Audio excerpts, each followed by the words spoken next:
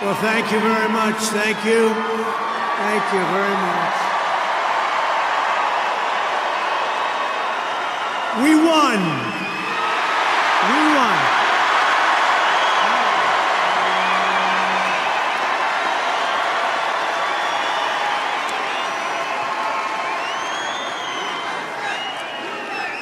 Thank you very much, everybody. What a good feeling. We like winning, don't we, huh? We're going to make our country greater than ever before. Hello, Washington, and hello, America. We're all over America. I'm thrilled to be back with so many friends, supporters, and true American patriots on the eve of taking back our country. That's what we're going to do, take back our country. Tomorrow at noon, the curtain closes on 4 long years of American decline, and we begin a brand new day of American strength and prosperity, dignity and pride. Bringing it all back. Once and for all, we're going to end the reign of a failed and corrupt political establishment in Washington, a failed administration. We're not going to take it anymore. We're going to stop the invasion of our borders. We're going to reclaim our wealth. We're going to unlock the liquid gold that's right under our feet, liquid gold. We're going to bring back law and order to our cities. We're going to restore patriotism to our schools, get radical left, woke ideologies the hell out of our military and out of our government. And we are going to make America great again.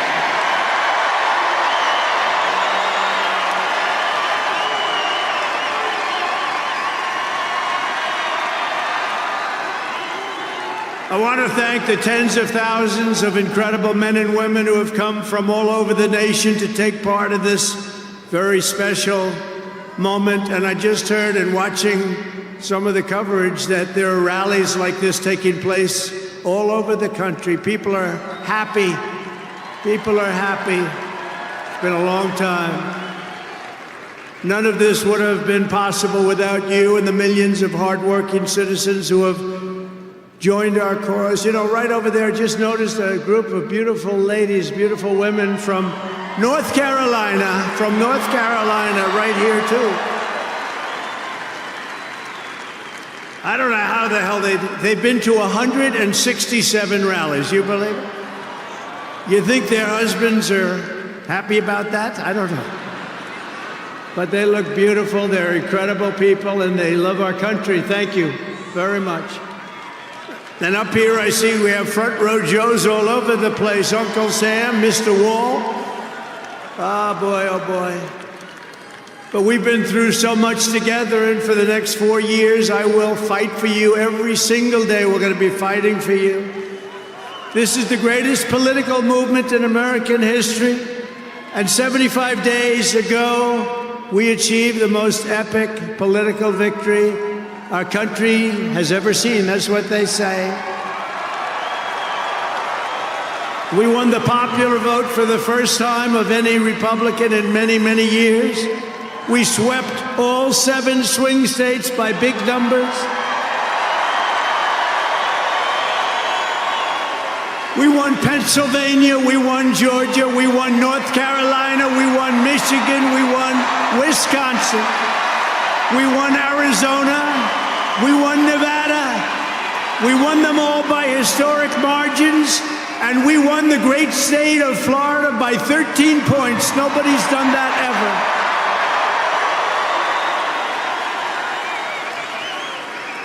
And a record that will never be broken. All 50 states shifted toward the Republican Party, the first time that that's ever happened.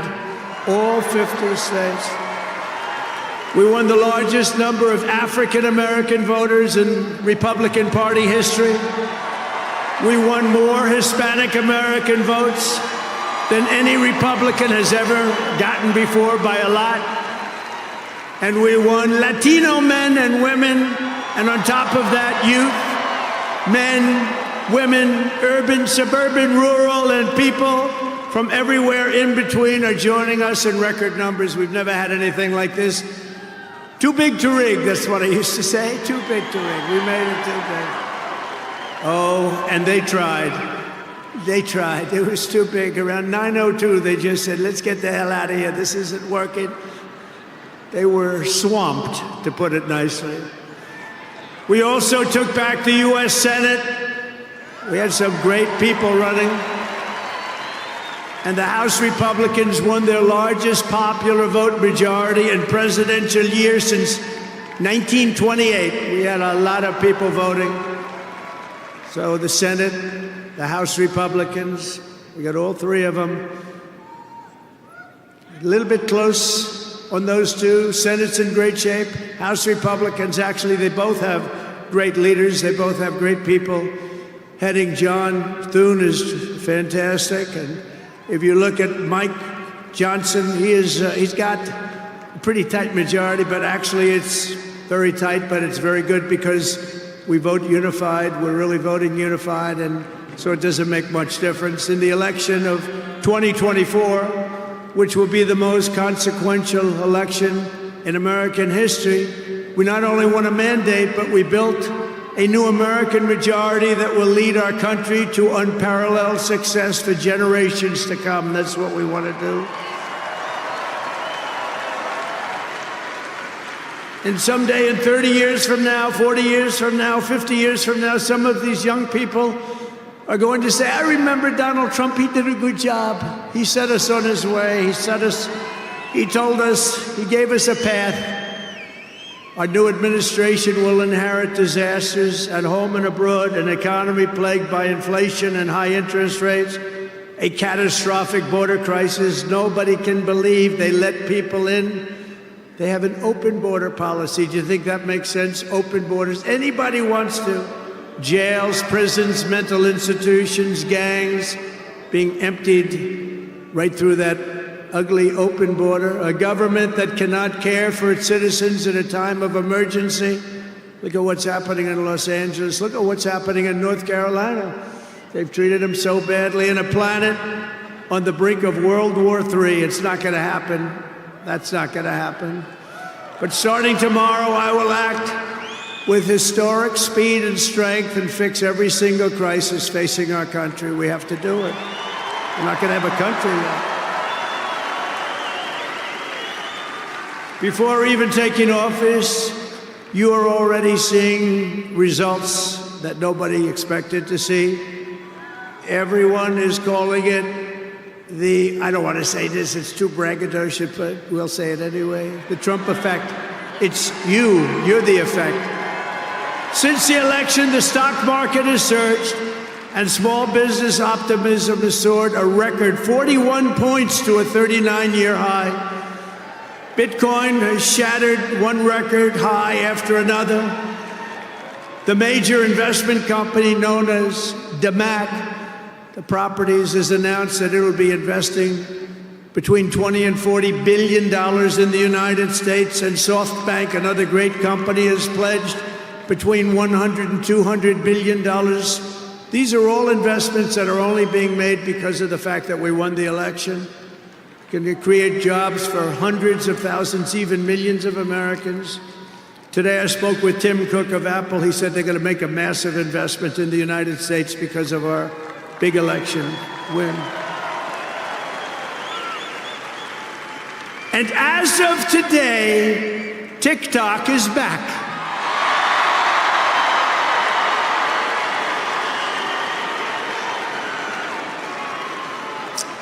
So, you know, I did a little TikTok thing. We have a guy, TikTok Jack. He's a young kid, like 21 years old. And we hired this guy, and I went on TikTok. Can you believe what I'll do to win an election? And we went on TikTok, and Republicans have never won the young vote, the youth vote. They win a lot of votes, but they never won the youth vote. We won the youth vote by 36 points. So I like TikTok. I like it. I like it. I had a slightly good experience, wouldn't you say? Romney lost it by 40 points. Not so long ago, we won it by 36 points. That's a very big spread. But I said we need to save TikTok because we're talking about a tremendous... Who in this audience goes with TikTok? Many? Yeah, very popular. And frankly, we have no choice. We have to save it. A lot of jobs. We don't want to give our business to China. We don't want to give our business to other people. And I said, you know, TikTok without my approval, meaning the president's approval, because Congress gave the president the right to make a deal, do whatever he wants. And they did that a long time ago when they had a different president. They didn't know that I was going to be the president, I guess. So I said, very simply, a joint venture. So if TikTok is worth nothing, zero, without an approval, you know, if you don't approve, they're out of business, they're worth nothing. If you do approve, they're worth like $1 trillion. They're worth some crazy number. So I said, I'll approve, but let the United States of America own 50% of TikTok. I'm approving on behalf of the United States. So they'll have a partner, the United States, and they'll have a lot of bidders, and the United States will do what we call a joint venture. And there's no risk. We're not putting up any money. All we're doing is giving them the approval, without which they don't have anything. So I don't know. It sounds like that works. What do you think? Good? I think so. So whether you like TikTok or not, we're going to make a lot of money. Perhaps most beautiful of all, this week we achieved an epic ceasefire agreement as a first step toward lasting peace in the Middle East. And this agreement could only have happened as a result of our historic victory in November. That was some victory. Was that great? I don't even know which was greater, 2016 or this one. I think this one. Look, Honest Abe Lincoln. We have Honest Abe. We have Uncle Sam. You know, Uncle Sam shook my hand about 2 months ago. He's got the strongest grip I've ever... You are a strong man. I said, what the hell was that? But I'm glad to report that the first hostages have just been released.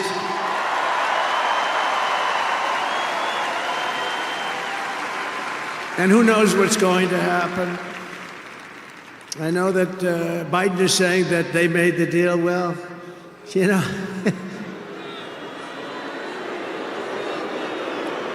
I mean, that deal should have done. First of all, it would have never happened if I were president. Would have never happened. There was not even a thought of it. Iran was broke. They had no money for Hezbollah. They had no money for Hamas. They had no money. They were broke, totally broke, and they would have never done anything. But they did it, you know. I like to think back to the past. I said, if only the election weren't rigged, all the things that would have happened that would have been so good, but it was. We're not going to let that happen again. I want to thank my friend Steve Witkoff, who I think is here. I know he made a beautiful speech. I heard he made a great speech. But he's an amazing guy. I said, I got to get myself a negotiator. We have to get a good negotiator. A lot of guys are knowledgeable, but they can't negotiate. They don't have the personality or whatever. And Steve does, and Steve's a great negotiator, very successful guy. But he's our new special envoy to the Middle East for helping reach this great breakthrough, and really couldn't have been done without Steve. Where is Steve Witkoff? Is he around here someplace? Because he was so great. There he is. Hello, Steve. Thank you, Steve. Thank you, Steve. What a job. Our incoming administration has achieved all of this in the Middle East in less than 3 months without being president. We've achieved more without being president than they've achieved in 4 years with being president. But just imagine all of the good things that we will accomplish together with 4 more years in the White House, and we're going to do a lot of things. You're going to see something tomorrow. You're going to see executive orders that are going to make you extremely happy. Lots of them. Lots of them. We have to set our country on the proper course. By the time the sun sets tomorrow evening, the invasion of our borders will have come to a halt, and all the illegal border trespassers will in some form or another be on their way back home. Think of it. We've allowed millions and millions of people into our country through open borders, no checks, no vetting, no anything. Millions and millions of people. And lots of those people are murderers. 52% of them killed more than one person. Other than that, they're quite fine. They're nice people. These are rough people. Remember, I used to say these people are rough. And they would say, no, these are illegal immigrants. They're very safe. I said, they're not safe. Look at what's happened with Venezuela, where they're sending these gangs in and they're taking over apartment complexes in Colorado and then cutting off the fingers of a man who had the nerve and desire to call the police. He said, you want to call the police? Bah, guess what? You have no fingers. These are rough people, and they're getting the hell out of our country. They're out.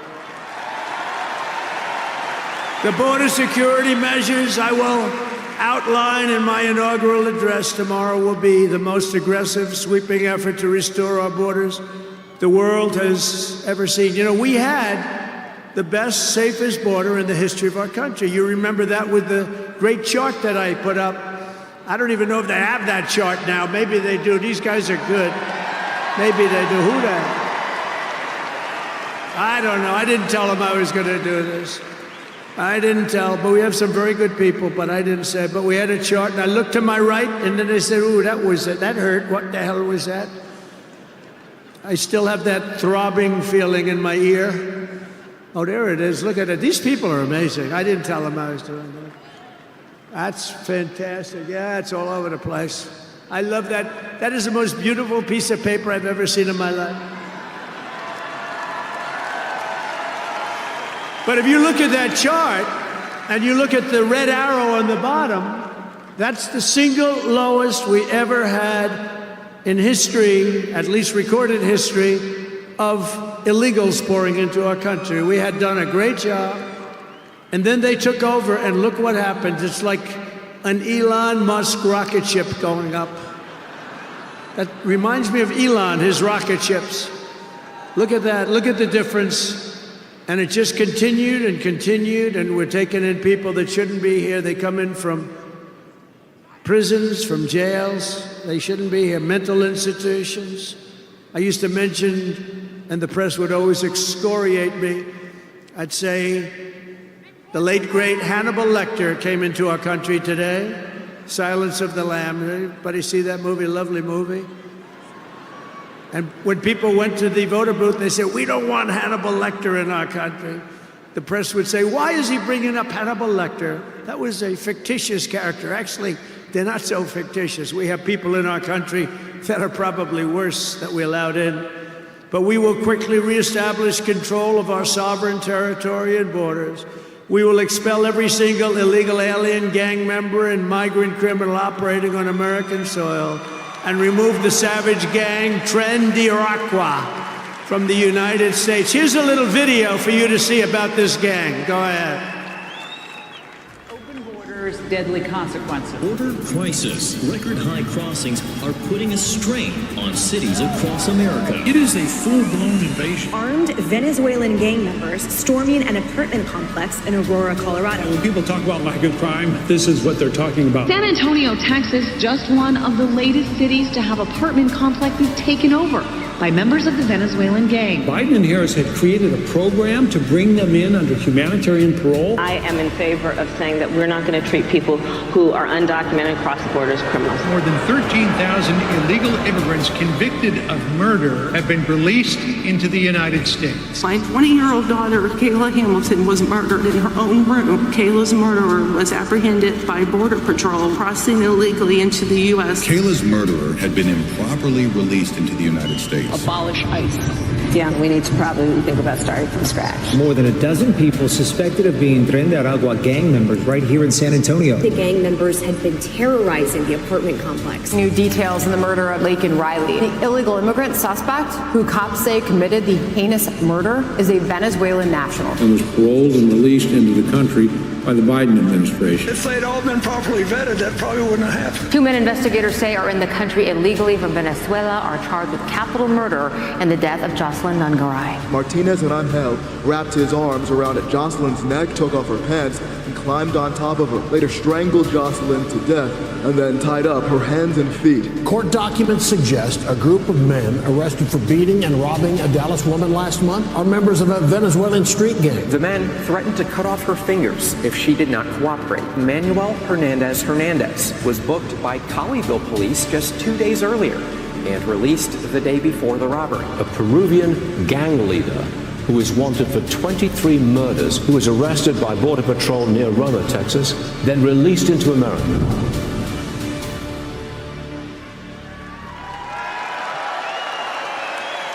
That's what we allowed in, and they're nice people compared to some of them. They're nicer than others.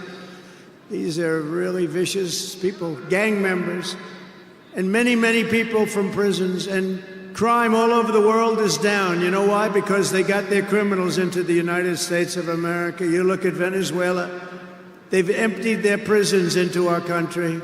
Many other places the same. I would have done the same if I headed up any of the countries. I know most of those guys are smart. They're leaders. They are smart, streetwise people. As soon as I heard they were going to have open borders, I said, if you do that, every prison all over the world is going to be emptied out into our country. They come in from the Congo. The Congo's big on emptying their prisons. The only thing good about it is they make our criminals look like really nice people. These people are vicious people all over the world, not just South America, all over the world they come from mental institutions and from jails and prisons. With our actions tomorrow, my administration will deliver justice for every family whose loved one has been stolen from them by migrant crime, including Laken Riley, Rachel Morin, Jocelyn Nungaray, Kayla Hamilton, and every other precious American soul that we have lost to these animals. Their memories will live in the hearts forever, in our hearts forever, and we will never, ever forget them. And their contribution, I told their mothers who were devastated, their parents, their fathers, they're devastated. They'll never be the same. They'll never be the same. But I said, your daughter has made a major contribution. Your son has made a major contribution. There are hundreds and even thousands of victims of this horrible atrocity. And you add those numbers to the numbers of crime that we're already going through the roof, and it's something that you wouldn't even believe. Do you remember I did the debate, and I had David Muir from ABC saying, no, crime has gone down. I said, no, it's gone through the roof. Crime has gone through the roof, David. No, crime has gone down. I said, it's gone through the roof. And then he goes, I disagree with that. The next day they announced that crime was up like 40%. This guy is, the whole thing is it's so bad. You can't even imagine how anybody could be for these things of, think of it, open borders, prisons, and mental institutions, men playing in women's sports, transgender for everyone. Transgender. And very soon we'll begin the largest deportation operation in American history, larger even larger than President Dwight Eisenhower, who has the record right now. And we're going to end the Biden war on American energy and unleash our energy resources to quickly defeat inflation and achieve the lowest cost of energy and electricity on earth. And we're going to be using our emergency powers to allow countries and entrepreneurs and people with a lot of money build big plants, AI plants. We need double the energy that we already have, and it's going to end up being more than that. And we're going to slash the regulations, environmental regulations that are really put in there in order to stop progress in this country. We're going to also slash something else, the waste in our bloated federal bureaucracy. we will create the new Department of Government Efficiency, headed by a gentleman named Elon Musk, who's here someplace. I don't know where the hell he is. He's here someplace.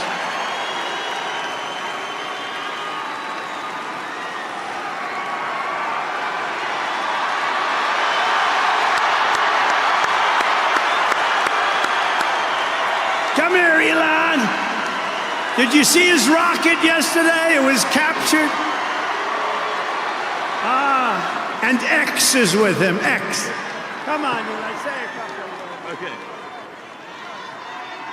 Thank you, Mr. President. Sorry, little X just followed me on the stage here.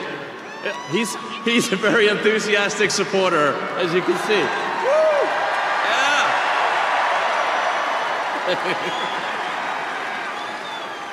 So we're looking forward to making a lot of changes, and you know this victory is the start, really.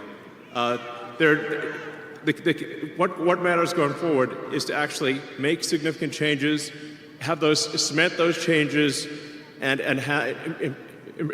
set the foundation for America to be strong for a century, for centuries, forever. So.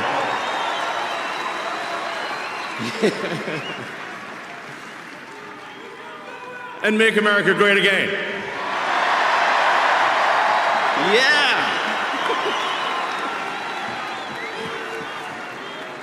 So, yeah. So anyway, we're gonna do great things here. Thank you.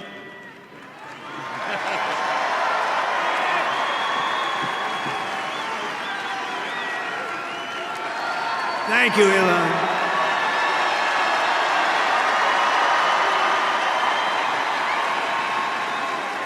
You know, I always say we have to be protective of our geniuses because we don't have too many, but that one is a good one. Now, I watched his rocket come down about 3 months ago, and I thought it was crashing. I was talking to somebody on the phone. By the way, same thing happened yesterday. It came down, and it was captured so beautifully. It came down, it's tumbling, it's a mess, it's going down. I say, oh, look at that thing, that's a disaster.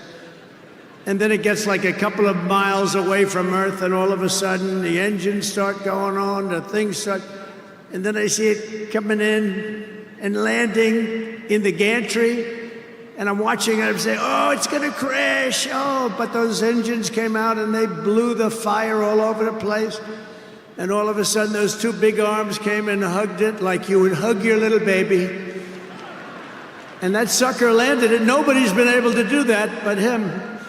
And he's a great guy, and we have him and Vivek and some great people working on a thing called costs, and he's got the credibility to do it too. We're going to do things that are really amazing.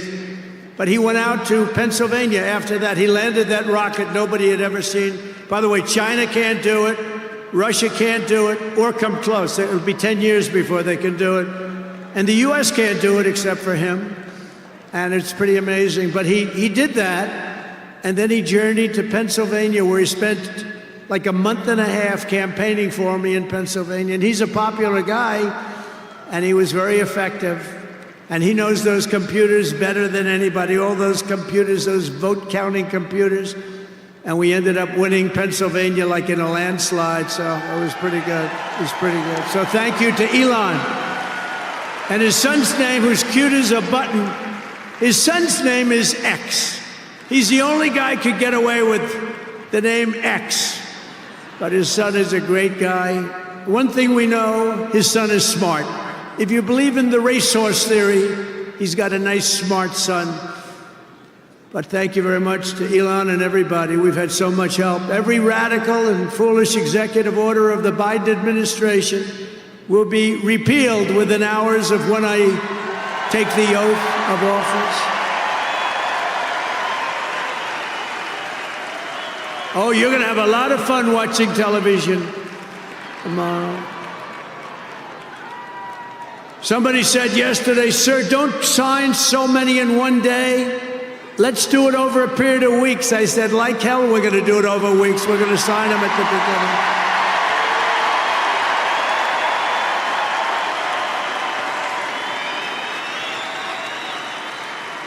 You know that old story. Let's do it later, then it never gets done. No, we're doing them tomorrow.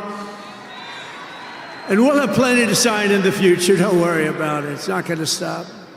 But we're going to stop the destructive and divisive diversity, equity, and inclusion mandates all across the government and private sector and return our country to the merit system. You know, the Supreme Court ruled that the United States is allowed to go by the merit system, which is what made us great in the first place. That was a big ruling that a lot of people don't even know about, but it was a big, tremendous ruling.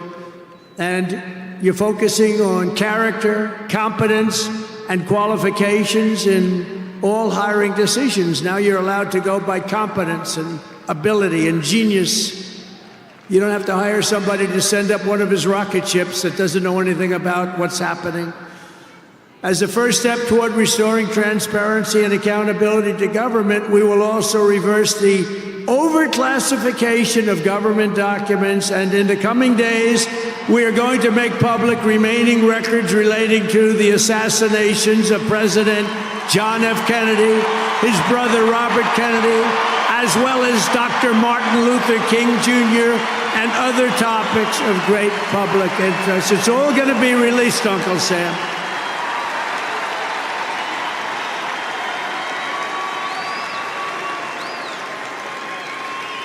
And I will direct our military to begin construction of the great Iron Dome missile defense shield, which will all be made in the USA. And we will get wokeness the hell out of our military immediately and make it like it used to be. Take a look at this.